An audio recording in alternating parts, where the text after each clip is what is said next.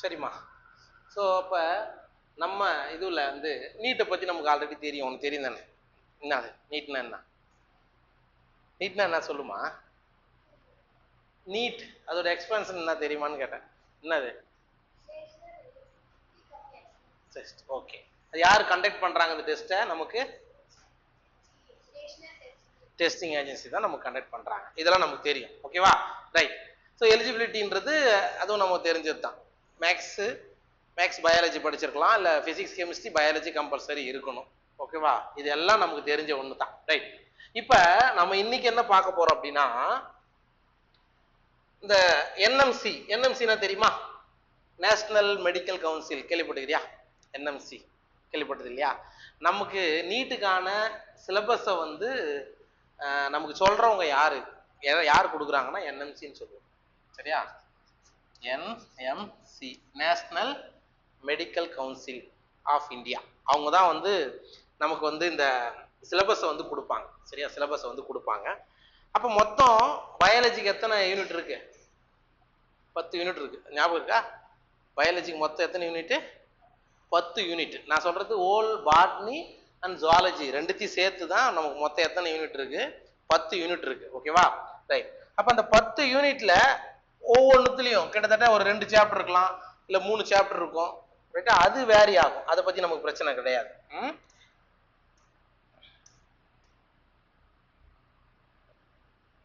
Right.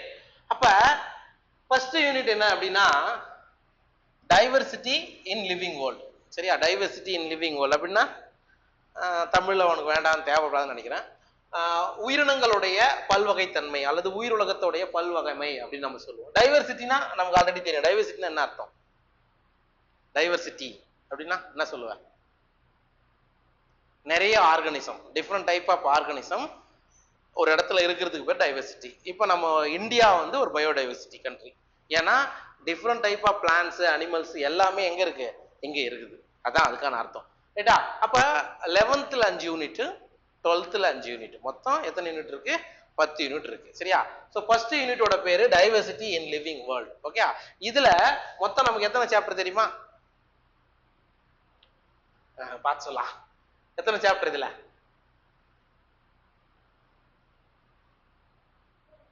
3 4? Living world first chapter வந்து living world, ரெண்டாவது வந்து பயாலஜி கிளாசிபிகேஷன், மூணாவது பிளான்ட் கிங்டம், நாலாவது தான். மொத்தம் 4 சாப்டர் வந்து எந்த யூனிட்ல வரும்? ஃபர்ஸ்ட் யூனிட்ல வரும். சரியா? ரைட். அப்ப ஃபர்ஸ்ட் இது வந்து லிவிங் வேர்ல்டு. ஃபர்ஸ்ட் சாப்டர் என்னது? Living world. லிவிங் வேர்ல்டுல நீ என்னென்னலாம் படிப்பீங்க அப்படின்றது. சப்போஸ் நமக்கு இது சிலபஸ் வந்து மெயின், ஏதாவது ஒரு பாயிண்ட் நம்ம விடுபட்டாலோ கொஸ்டின்ஸ் வந்து வராத போயிடும். அப்ப வாட் இஸ் லிவிங்? லிவிங்னா என்ன அதை பத்தி படிக்கணும். அதுக்கப்புறம் பயோடைவர்சிட்டி. இப்பதான் நான் சொன்னேன் பயோடைவர்சிட்டி அப்படின்னா என்ன. சரிங்களா? பயோடைவர்சிட்டினா என்ன அதை பத்தி படிக்கணும். Need for classification. ஏன் வந்து ஆர்கானிசத்தை கிளாசிஃபை பண்ணணும்? உயிரினங்களை ஏன் நீங்க வகைப்படுத்தணும்? அதுக்கான தேவை என்ன அதை பத்தி படிப்போம். அதுக்கப்புறம் டாக்ஸானமி. டாக்ஸானமினா ஆர்கானிசத்தை என்ன பண்றது? ஒரு உயிரினத்தை என்ன பண்ணுவீங்க? டிவிஷன், கிளாஸ், ஆர்டர், அந்த சிஸ்டமேட்டிக் பொசிஷன் சொல்லுவோம் இல்லையா? அந்த மாதிரி வகைப்படுத்துவது எப்படி? அந்த சிஸ்டமேட்டிக்ஸ்னால அதே மாதிரியான இதுதான். சரி, சிஸ்டமேட்டிக்கா நீங்க என்ன பண்ணணும்? இதெல்லாம் பிளான்ஸ், இதெல்லாம் அனிமல்ஸ் சொல்லிட்டு அரேஞ்ச் பண்றது சிஸ்டமேட்டிக் சொல்றோம். அதுக்கப்புறம் concept of species and taxonomical hierarchy. Species உடைய கான்செப்ட் என்ன? ஸ்பீசிஸ் நம்ம சொல்றோம் இல்லையா, அதோடைய கான்செப்ட் அப்படின்றது என்ன? அதுக்கு அடுத்தது டாக்ஸானமிக்கல் ஹையரார்கி அப்படின்னா படிச்சிருப்பியா? சொல்லு. டாக்ஸானமிக்கல் ஹையரார்கி அப்படின்னா என்ன? மொத்தம் எத்தனை இருக்கு? Kingdom, division, class, order, family, genus, species. மொத்தம் எத்தனை இருக்கு? 7 இருக்கு. அந்த டாக்ஸானமிக்கல் ஹையரார்கியை பத்தி படிப்போம். அதுக்கப்புறம் பைனாமியல் நாமென்கிளேச்சர். அதான் தெரியும்ல, ஜீனஸ், ஸ்பீசிஸ். ஒரு வேர்டு நீங்க வைக்கிறீங்க அப்படின்னா ஒரு வேர்டு வந்து ஃபர்ஸ்ட் வேர்டு வந்து ஜீனஸை குறிக்கணும், ரெண்டாவது வேர்டு வந்து ஸ்பீசிஸை குறிக்கணும். ஓகே. சோ அப்ப இது எல்லாமே எந்த லெசன்ல வந்துருமா? Living world. First lesson living world. Okay. அல்லது ஃபர்ஸ்ட் சாப்டர் லிவிங் வேர்ல்ட்னு சொல்லுவோம். ஓகேவா? இதை பத்தி படிப்போம். அதுக்கு அடுத்தது இது செகண்ட் லெசன். என்னது இது? ஆமா, பயாலஜிக்கல் கிளாசிபிகேஷன் அப்படின்ற இந்த லெசன்ல நீங்க எதை எதை படிப்பீங்க அப்படின்னா, 5 கிங்டம் கிளாசிபிகேஷன். 5 கிங்டம் கிளாசிபிகேஷன் நமக்கு தெரியுமா ஆல்ரெடி? என்னது? Monera, Protista, Fungi, Plantae. யார் கொடுத்தது? அவ்வளவுதான். Very good. ஓகேவா? அப்ப 5 கிங்டம் கிளாசிபிகேஷன் ஆர்எச் விட்டர் கொடுத்திருப்பார் இல்லையா, அதை பத்தி படிப்போம். அதுக்கப்புறம் salient features and classification of Monera, அதான் ஒவ்வொன்றத்தை பத்தியும். மொனிராவுடைய முக்கியமான பண்புகள் என்ன? கேட்டா மொனிராவில் என்ன எக்ஸாம்பிள் படிச்சோம்? பாக்டீரியா, மைக்கோபிளாஸ்மா, சைனோ பாக்டீரியா, இதெல்லாம் படிச்சிருக்கோம்ல, அதான் அதுதான் மொனிரா அவ்வளவு வரும். ஓகேவா? அதுக்கப்புறம் புரோட்டிஸ்டா, யூனிசெல்லுலார் யூகாரியாட்ஸ் கேள்விப்பட்டிருக்கியா, டைனோபிளாஜிலேட்ஸ், இதெல்லாம் புரோட்டிஸ்டாவில் வரும். அதே மாதிரி ஃபங்கை, ஆஸ்கோமைசிட்ஸ், பெசிடியோமைசிட்ஸ். சரிங்களா? அதுக்கப்புறம் இதெல்லாம் படிப்போம். பிளஸ் லைக்கன்கள்லாம் என்ன? லைக்கன்னா என்ன? ஃபங்கையும் ஆல்கேவும் சிம்பயாட்டிக் அசோசியேஷனா இருக்கிறது தான் நம்ம என்ன சொல்றோம், கூட்டுயிர் வாழ்க்கை வாழ்றதான் லைக்கன்னு சொல்றோம். அதை பத்தி படிப்போம். அதுக்கப்புறம் வைரஸஸ் அண்ட் வீரியாய்ட்ஸ். வைரஸஸ் நமக்கு தெரியும், போத் இது வந்து லிவிங்கும் நான் லிவிங்க்கும் நடுவுல இருக்கிறது அப்படின்னு சொல்லிட்டு சொல்லுவோம் வைரஸஸ். வீரியாய்ட் வைரஸோட சின்ன பார்ட்டிகல்னு வீரியாய்டு படிச்சிருக்கோம். ஓகேவா? சோ இதெல்லாம் எந்த லெசன்ல படிப்போம்? பயாலஜிக்கல் கிளாசிபிகேஷன்ல படிப்போம். சரிங்களா? ரைட். அடுத்தது மூணாவது என்ன லெசன்? மூணாவது என்ன லெசன்மா? Plant kingdom. மூணாவது லெசன் பேர் வந்து பிளான்ட் கிங்டம். இந்த பிளான்ட் கிங்டத்துல நீ என்ன பாப்ப அப்படின்னா, salient features and classification of plants into major groups. Sir plant கிங்டத்துல தனி ஆர்எச் விட்டேகர் பிளான்டேன்னு ஒன்னு சொல்லிட்டு இருப்பாரு. அதை மட்டும் நீங்க தனியா எடுத்து ஆல்கே, இங்க இருக்கு algae, bryophyte, pteridophyte, gymnosperm, angiosperm வந்து நம்ம தனியா படிப்போம். டீட்டெயிலா எங்க படிப்போம்னா sexual reproduction flowering plants, morphology of flowering plants எல்லாம் ஃபுல்லா டீட்டெயிலா படிப்போம். அப்ப இந்த மாதிரி ஆல்கே, பிரியோ, டெரிடோஃபைட், ஜிம்னோஸ்பம் பத்தி நீங்க என்ன பண்ணணும்? கம்ப்ளீட்டா படிக்கணும்.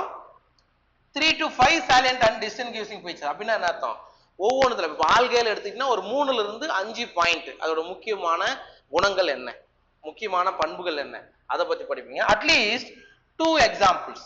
ஃபார் எக்ஸாம்பிள் இப்போ ஆல்கே நம்ம சொல்றோம், ஆல்கேவில் ஏதாவது ஒரு 2 எக்ஸாம்பிள். பிரியோஃபைட் நம்ம சொல்றோம், அதுல ஒரு 2 எக்ஸாம்பிள். ஃபங்கை சொல்றோம், அதுல ஒரு எக்ஸாம்பிள். அந்த மாதிரி ஒவ்வொரு மேஜர் குரூப்ல இருந்தும் ஒரு 5 பண்புகளை படிச்சுட்டு பிளஸ் 2 எக்ஸாம்பிளையும் நீங்க படிக்கணும். இது எந்த யூனிட்டுமா? சாரி, ஃபர்ஸ்ட் யூனிட்ல 3வது சாப்டர். ஃபர்ஸ்ட் யூனிட்ல 3வது சாப்டர். ஓகேவா? ரைட். அடுத்தது 4th சாப்டர் என்னது? ஆமா, 4th chapter animal kingdom. So animal கிங்டம்ல நீ என்ன பாப்பீங்க அப்படின்னா, salient features and classification of animals. சரியா? அனிமலுடைய முக்கியமான பண்புகள் என்ன, அதை எப்படி கிளாசிஃபை பண்ணிருக்காங்க. சரிங்களா? ஃபார் எக்ஸாம்பிள் நான் கார்டேட் அப் டு ஃபைலா லெவல். அதாவது நான் கார்டேட்னா முதுகு நான் அற்றவைன்னு தமிழ்ல சொல்லுவாங்கம்மா.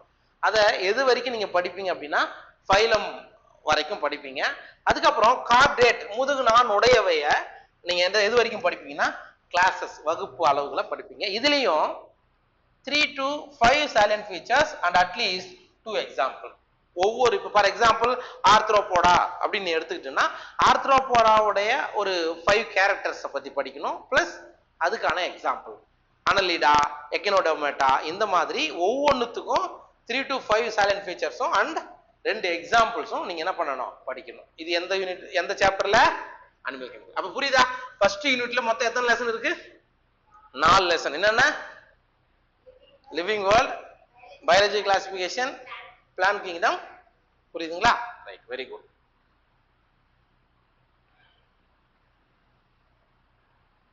ரைட். அடுத்தது structural organisation in animals and plants.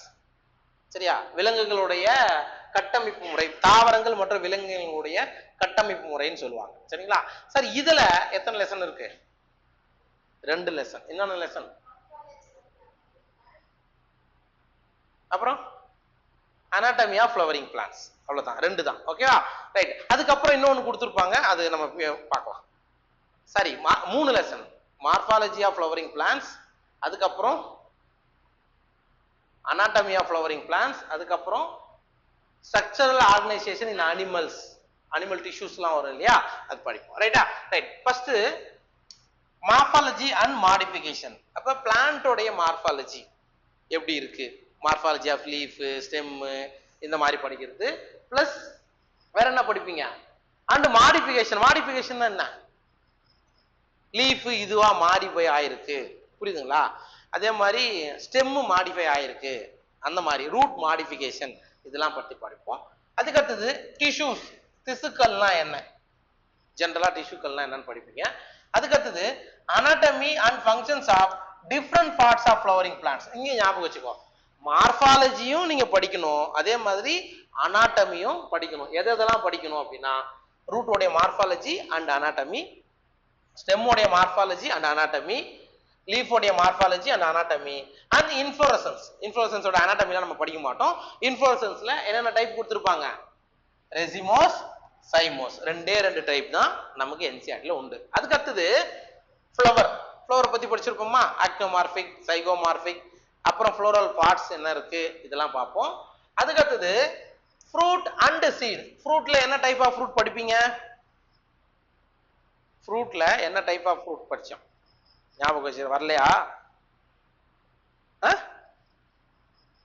என்ன ஃப்ரூட், நான் ஒரு 4 ஆப்ஷன் தரேன்.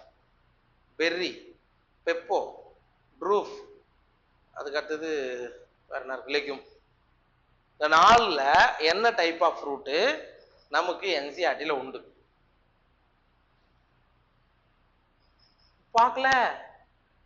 மேங்கோ எதுல வருமா, மேங்கோ ஃப்ரூட் பாத்தியா, ஞாபகம் இல்ல? கோகனட், ட்ரூஃப். ஓகேவா?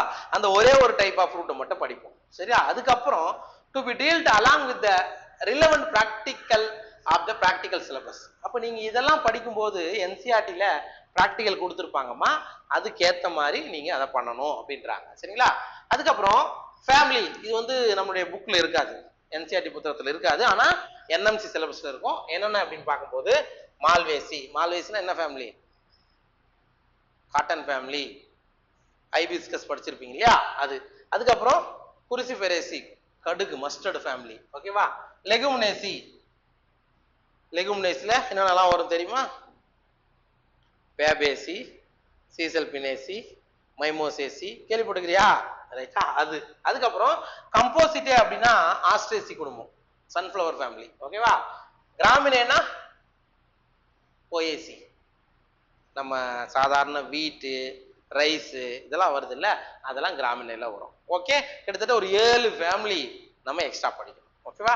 அப்ப இந்த இந்த சாப்டரை பொறுத்த மட்டும் மார்பாலஜியும் இருக்கு, பிளான்டோடைய அனாட்டமியும் இருந்தது. ஓகேவா? இது 2 சாப்டர் இதுல படிச்சிருவோம். அதுக்கு அடுத்தது அனிமல் டிஷ்யூஸ், அதாவது செக்ஷுவல் ஆர்கனைசேஷன் இன் அனிமல்ஸ்ல விலங்குகளுடைய திசுக்களுடைய புற அமைப்பு, மார்பாலஜி. அதுக்கப்புறம் அனாட்டமி, உள்ள அமைப்பு, உள்ள எப்படி இருக்கு, and functions of different system. எதோட டிஃபரண்ட் சிஸ்டம்னு பாருங்க, an insect, that is the frog. frog வந்து அவங்க என்ன சொல்லிட்டாங்க, இன்செக்ட்னு சொல்லிக்கிறாங்க, அது இன்செக்ட் கிடையாது. ஃப்ராகோடைய டைஜஸ்டிவ் சிஸ்டம், சரியா? அதாவது சீரண மண்டலம் சொல்லுவோம். சர்க்குலேட்டரி சிஸ்டம், சர்க்குலேட்டரி சிஸ்டம்னா ரத்த ஓட்ட மண்டலம். ஓகே. ரெஸ்பிரேட்டரி சிஸ்டம் சுவாச மண்டலம். நர்வஸ் சிஸ்டம்னா நரம்பு மண்டலம். ரீப்ரொடக்டிவ் சிஸ்டம்னா இனப்பெருக்க மண்டலம். இதெல்லாம் எதோட படிக்க போறீங்க, ஃப்ராகும் பிளஸ் என்னது காக்ரோச், கரப்பாம்பூச்சி இருக்கு இல்லையா, கரப்பாம்பூச்சியோடைய இதே மாதிரியான digestive system, circulatory system, respiratory system, nervous system, reproductive system எல்லாத்தையும் பத்தியும் நீங்க படிக்க போறீங்க. ஓகேவா? Brief account only. அப்ப நீங்க சார் ஃபுல்லா நீங்க எல்லாத்தையும் ரொம்ப எலாபரேட்டா படிக்கணும்னா கிடையாது, கொஞ்சம் ஷார்ட்டா படிக்கணும். இது எத்தனாவது யூனிட்? 2வது யூனிட். ஓகேவா?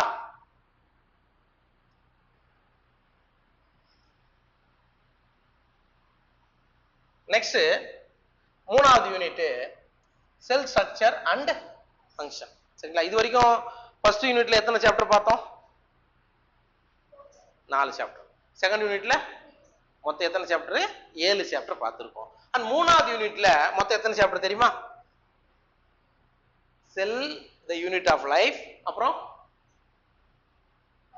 பயோ மாலிகூல்ஸ், அப்புறம் அவ்வளவுதான்மா. Very good. ஓகே, அந்த 3 சாப்டர் தான் இந்த யூனிட்டுக்குள்ள வரும். ரைட்டா? ரைட். சோ ஃபர்ஸ்ட் வந்து cell, the unit of life. அதான் அதான் சாப்டர். ஓகேவா? Cell theory and cell as the basic unit of life. Cell theory அப்படின்னு படிச்சோமா? செல் தியரினா தியரிலாம் இருக்கு, ஏதாவது ஒரு சொல்லு. யார் சொன்னது செல் தியரி? ஐடியா இருக்கா? இருக்காதா? யார் சொன்னது? ஸ்லைடன் சிவான் கேள்விப்படலையா? கேள்விப்பட்டே இல்லையா?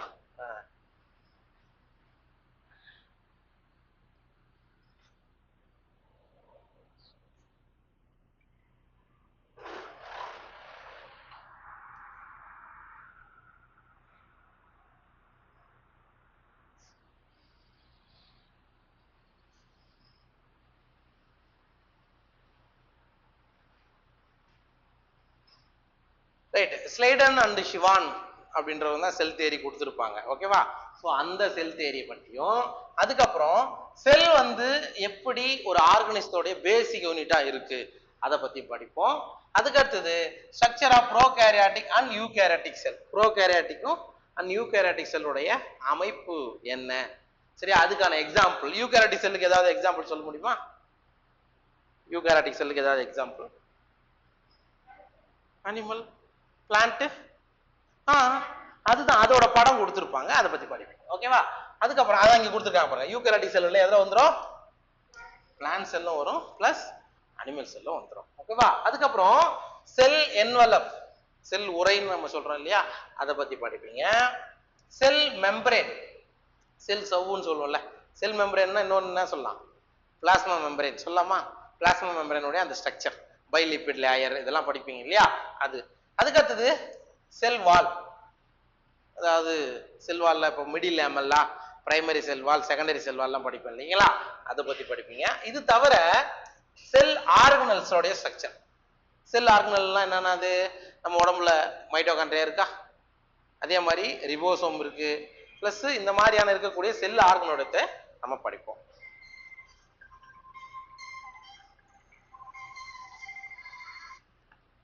ஹலோ, சொல்லுங்க. Good morning.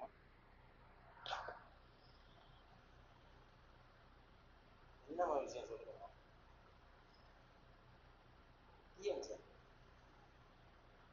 ஆமா, நம்ம நீட்டுக்கு மட்டும் தான் பாக்குறோமா? ஆமா ஆமா, ஏதோ ஒரு 1 hour பேச்சு பண்ணாங்க கிளாஸ்.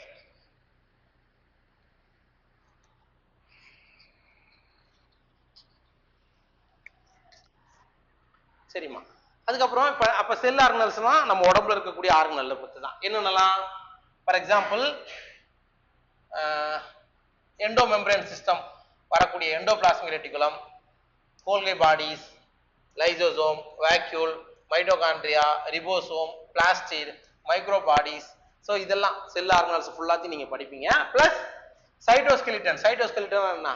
இந்த செல்லு அப்படியே ஒரு வலைப்பின்னல் மாதிரி இருக்கிறது தான் அந்த சைட்டோஸ்கெலிட்டன் நம்ம சொல்லுவோம். சரிங்களா?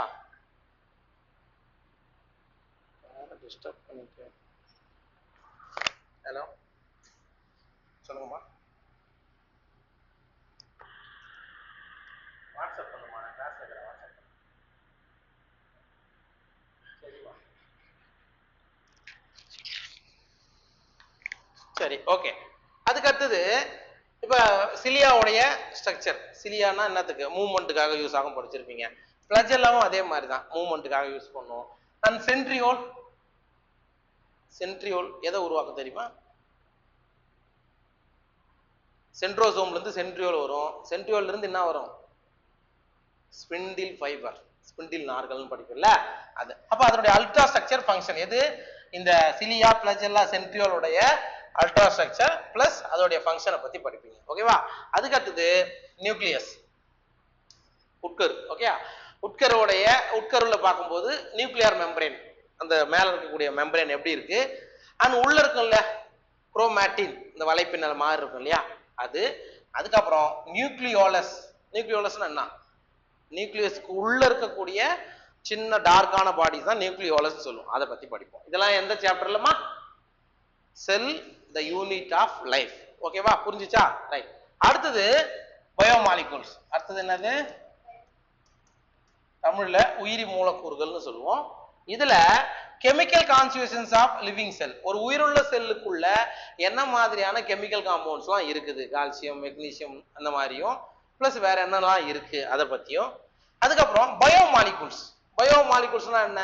ஒன்லி ஆர்கனிசம்ல இருக்கக்கூடிய புரோட்டீன், லிப்பிட், ஓகேவா, அதுக்கப்புறம் கார்போஹைட்ரேட், நியூக்ளிக் ஆசிட், இதெல்லாம் தான் நம்ம என்ன சொல்றோம், பயோமாலிகூல்னு சொல்றோம். அதோடைய ஸ்ட்ரக்சர் அண்ட் ஃபங்க்ஷனை பார்ப்பீங்க, ஓகேவா. அதுக்கப்புறம் என்சைம். என்சைம் உடைய வகைகள். ஃபார் எக்ஸாம்பிள் என்னென்னலாம் என்சைமோட வகைகள் இருக்கு? ஆக்சிடோரெடக்டேஸ், டிரான்ஸ்பரேஸ், இதெல்லாம் பார்த்துருக்குமா? லையேஸ், இதெல்லாம் பார்த்துருக்கோம்ல அது.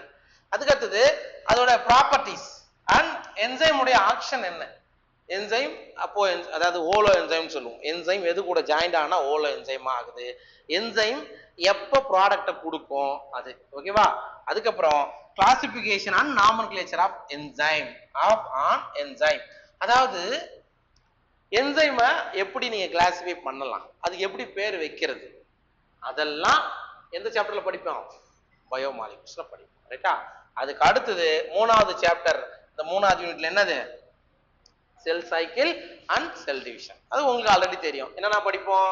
மைட்டாசிஸ்னா என்ன, மியாசிஸ்னா என்ன, அண்ட் மைட்டாசிஸ் உடைய முக்கியத்துவம் என்ன, மியாசிஸ் உடைய முக்கியத்துவம் என்ன, இதுதான் எந்த யூனிட்ல படிப்பீங்க?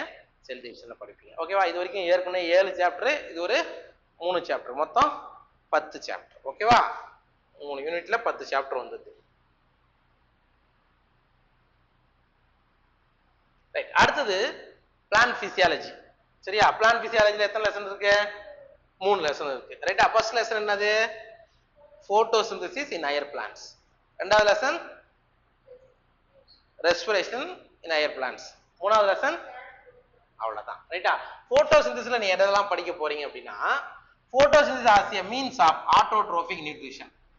ஒளிச்சேர்க்கை அப்படின்றது வந்து ஆட்டோட்ரோபிக்னா என்ன? தங்களுக்கு தேவையான ஃபுட்டை தானே தயாரிச்சுக்கிறது தான் அப்படி சொல்றோம், ஓகே. அதுக்கப்புறம் site of photosynthesis take place. எந்த இடத்துல போட்டோசிந்தசிஸ் நடக்குது? குளோரோபிளாஸ்ட் ஒன்று படிக்கிறோமா? லீஃப்ல குளோரோபிளாஸ்ட்னு இருக்கும், அந்த இடத்துல தான் போட்டோசிந்தசிஸ் நடக்குது, அதை பத்தி படிப்போம். Pigments involved in photosynthesis elementary idea அப்படின்னா என்ன? எந்த பிக்மெண்ட் போட்டோசிந்தசிஸ்ல ஈடுபடுது, சரியா? Chlorophyll a, b, c, d, e plus xanthophyll, carotenoid, இதெல்லாம் படிப்போம், ஓகே. அதுக்கு அடுத்தது photochemical and biosynthetic phases of photosynthesis. இந்த போட்டோசிந்தசிஸ்ல லைட் ரியாக்ஷன் ஒன்று இருக்கும், இன்னொன்று டார்க் ரியாக்ஷன் ஒன்று இருக்கும், சரியா? லைட் ரியாக்ஷன்ல என்ன நடக்கும்? லைட்டை பயன்படுத்தி எது உருவாக்கப்படும்? ஏடிபி NADH2 பயன்படுத்தப்படும், உருவாக்கப்படும். அந்த ஏடிபி NADH2 வந்து கார்பன் டை ஆக்சைடை கார்போஹைட்ரேட்டை கன்வெர்ட் பண்றது டார்க் ரியாக்ஷன் சொல்லுவோம், சரிங்களா?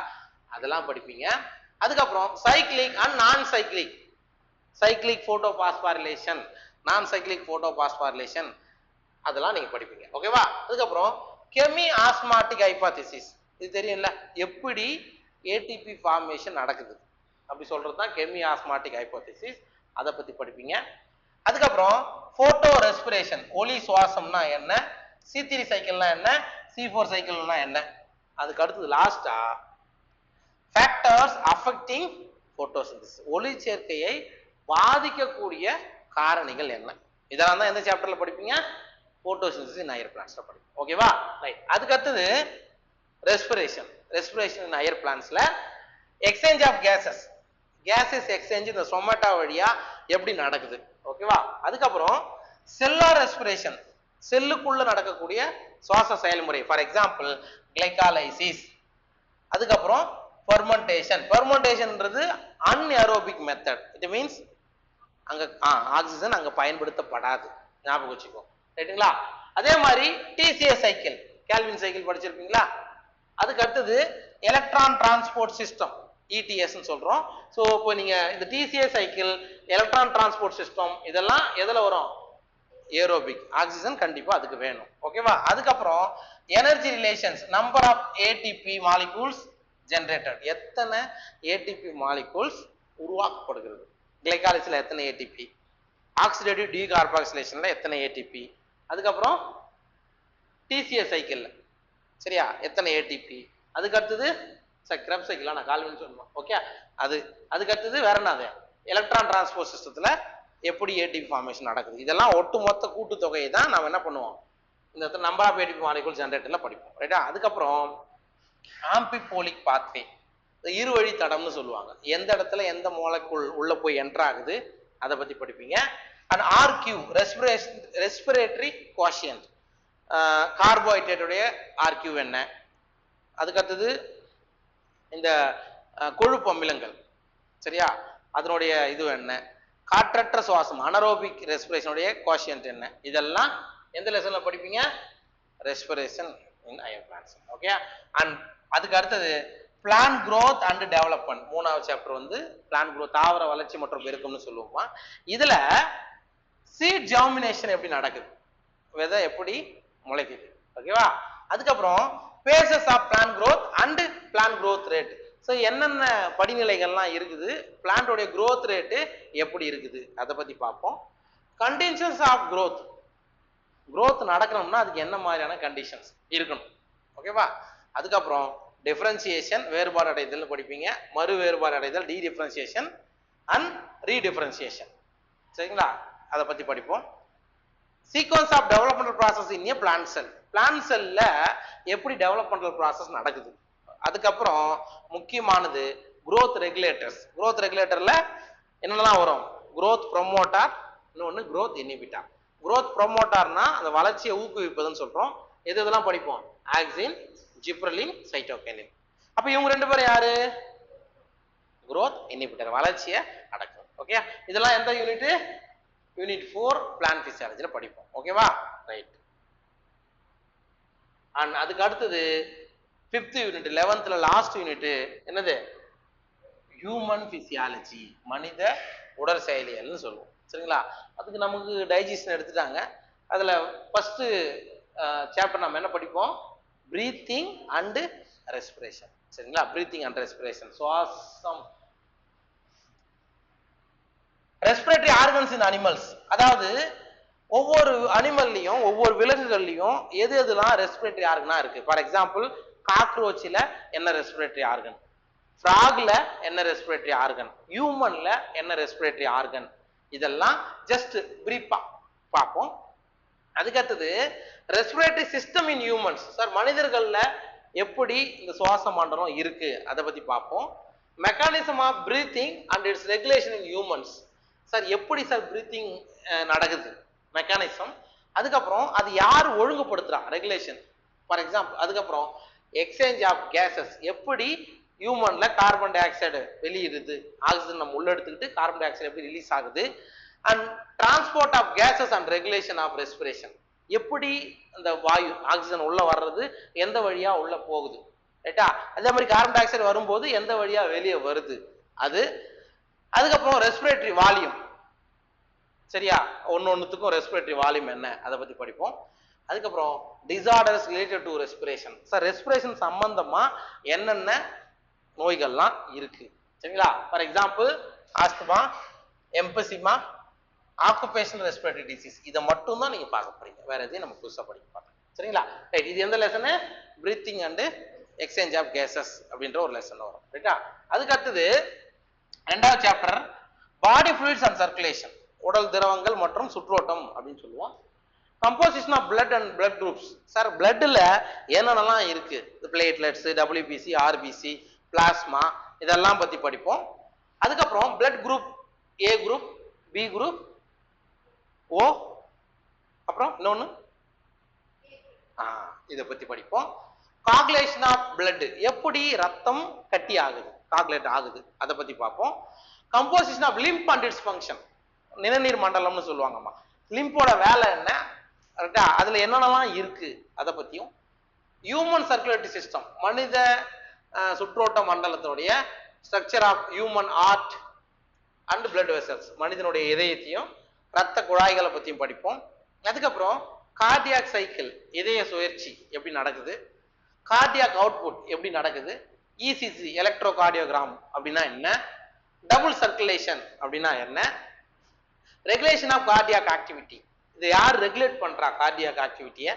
அதுக்கடுத்தது டிசார்டர்ஸ் ஆஃப் சர்க்குலேட்டரி சிஸ்டம், சார் சர்க்குலேட்டரி சிஸ்டம் ரிலேட்டடான என்னென்ன டிசார்டர்ஸ் இருக்கு, hypertension, coronary artery disease, angina pectoris, heart failure. சரியா? இதெல்லாம் எதுல வரும்? பாடி ஃப்ளூயிட்ஸ் அண்ட் சர்க்குலேஷன்ல படிக்கும். ஓகேவா? ரைட். அதுக்கு அடுத்தது excretory products and their elimination, கழிவு நீக்க பொருட்கள் மற்றும் அதனுடைய வெளியேற்றம் அப்படின்னு சொல்லக்கூடிய லெசன்ல மோட்ஸ் ஆஃப் எக்ஸ்கிரீஷன் எப்படி நடக்குது சார்? இதுக்கு முன்னாடி லோயர் ஆர்கனைசேஷன்லாம் என்ன எக்ஸ்கிரீட்டரி ப்ராடக்ட்ஸ் இருந்திருக்கு? ரைட்டா? அம்மோனோட்டிலிசம் அப்படின்னா என்ன? அம்மோனியாவை ரிலீஸ் எக்ஸ்கிரீட் பண்றது. யூரியோட்டிலிசம்னா யூரியாவை, யூரிகோட்டிலிசம்னா யூரிக் ஆசிடை ரிலீஸ் பண்றது. அதை பத்தி படிப்போம். அதுக்கப்புறம் ஹியூமன் எக்ஸ்கிரீட்டரி சிஸ்டம், அதனுடைய ஸ்ட்ரக்சர் அண்ட் ஃபங்க்ஷன். நம்மளுடைய இந்த எக்ஸ்கிரீட்டரி சிஸ்டம் இருக்கு இல்லையா, அதோடைய ஸ்ட்ரக்சர், கிட்னியோட ஸ்ட்ரக்சர் எப்படி இருக்குது, அதோட ஃபங்க்ஷன் என்ன, நெப்ரான்னா என்ன, இதெல்லாம் பார்ப்போம். அதுக்கப்புறம் யூரின் ஃபார்மேஷன், நம்ம உடம்புல யூரின் எப்படி உருவாக்கப்படுகிறது, ஆஸ்மோ ரெகுலேஷன், அப்ப எப்படி ஆஸ்மோ ரெகுலேட் ஆயிட்டு தேவையற்ற கழிவுப் பொருட்கள் மட்டும் வெளியேற்றப்படுகிறது, அதை பத்தியும். ரெகுலேஷன் ஆஃப் கிட்னியோடைய ஃபங்க்ஷன், சரியா? கிட்னியோடைய ஃபங்க்ஷன் என்ன, அது ரெகுலேட் பண்றது என்ன. அதுக்கப்புறம் renin, angiotensin, atrial natriuretic factor ஏஎன்எஃப்னு சொல்லுவோம், ஏடிஹெச் அண்ட் டயபெட்டிஸ் இன்சிபிட்டஸ், இதெல்லாம் பார்த்தியும். Role of other organs in excretion, வேற எது சார் எக்ஸ்கிரீஷன்ல ஈடுபடுது? நம்மளுடைய ஸ்கின்னு கூட என்ன பண்ணுது? வேர்வையை வெளியேற்றுது. ஓகேவா? அந்த மாதிரி படிப்போம். அதுக்கப்புறம் இந்த எக்ஸ்கிரீட்டரி சிஸ்டத்தோடைய டிசார்டர்ஸ், ரிலேட்டடான disorder, uremia, renal failure, renal calculi, nephritis, dialysis and artificial கிட்னினா என்ன, இதெல்லாம் எக்ஸ்கிரீட்டரி ப்ராடக்ட்ஸ் அண்ட் their eliminationல படிப்பீங்க. சரிங்களா? ரைட். அதுக்கு அடுத்தது லோகோமோஷன் அண்ட் மூவ்மெண்ட், ரைட்டா? இடப்பெயர்ச்சி மற்றும் இயக்கம்னு தமிழ்ல சொல்லுவோம். இதுல டைப்ஸ் ஆஃப் மூவ்மெண்ட், என்னென்ன டைப் ஆஃப் மூவ்மெண்ட்லாம் இருக்கு? Ciliary movement, flagellar movement, muscular movement, இதெல்லாம் பத்தி பார்ப்போம்.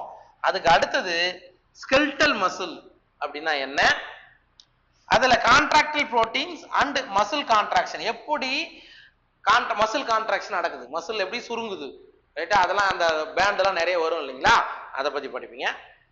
Skeletal system and its function to be dealt with the relevant practical syllabus. Skeletal சிஸ்டத்தையும் அந்த ஃபங்க்ஷனையும் பிராக்டிகல் சிலபஸ்ல என்ன கொடுத்துருக்காங்களோ அது வரைக்கும் நீங்க பண்ணணும் அப்படின்றாங்க. அதுக்கப்புறம் ஜாயின்ஸ், இந்த மூட்டுகள்னு சொல்லுவோம்ல, அது. Disorders of muscular and skeletal system, sir நம்முடைய மஸ்குலார் ஸ்கெல்டல் சிஸ்டத்தினுடைய டிசார்டர்ஸ்லாம் என்ன? மயஸ்தீனியா கிராவிஸ், அதுக்கப்புறம் tetany, muscular dystrophy, arthritis, osteoporosis, gout, இந்த எலும்பு தேய்மானம் இதெல்லாம் சொல்லுவாங்கல்ல, இதெல்லாம் தான் எதுல பார்ப்பீங்க? லோகோமோஷன் அண்ட் மூவ்மெண்ட்ல பார்ப்போம். ஓகேவா? இதெல்லாம் புரியுதா?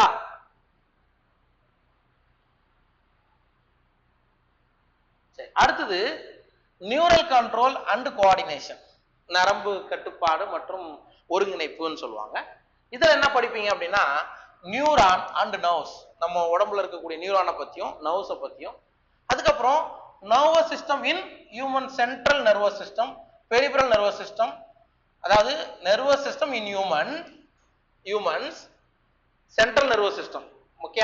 அதுக்கப்புறம் பெரிபரல் நர்வஸ் சிஸ்டம், அதுக்கப்புறம் விசரல் நர்வஸ் சிஸ்டத்தை பத்தி படிப்போம். ஓகேவா?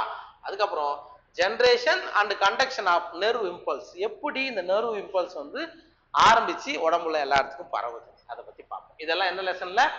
நியூரல் கண்ட்ரோல் அண்ட் கோஆர்டினேஷன்ல படிப்போம். ஓகேவா? அதுக்கு அடுத்தது கெமிக்கல் கோஆர்டினேஷன் அண்ட் ரெகுலேஷன், வேதிய ஒருங்கிணைவுன்னு இன்னொரு லெசன். இதான் லாஸ்ட் லெசன். ரைட். இதுல எண்டோகிரைன் கிளான்ஸ், நாளமுள்ள சுரப்பி, நாளமில்லா சுரப்பி அப்படின்னு சொல்லுவாங்க இல்லையா, அதை பத்தி படிப்போம். அதுக்கப்புறம் ஹார்மோன்கள், அதுக்கு அடுத்தது ஹியூமன் எண்டோகிரைன் சிஸ்டம்ஸ்ல எது இதெல்லாம் வரும் அப்படின்னா hypothalamus, pituitary, pineal gland, thyroid, parathyroid, adrenal, pancreas, gonads, இதெல்லாம் பத்தி பார்ப்போம். அதுக்கப்புறம் மெக்கானிசம் ஆஃப் ஹார்மோன் ஆக்ஷன், எப்படி ஹார்மோன் வந்து ஆக்ஷன் நடக்குது அது கொஞ்சமா பார்க்கணும். அதுக்கப்புறம் role of hormones as a messenger and regulators, sir hormone எப்படி மெசஞ்சரா செயல்படுகிறது, ஒரு வேலையை செய்ய சொல்லுது.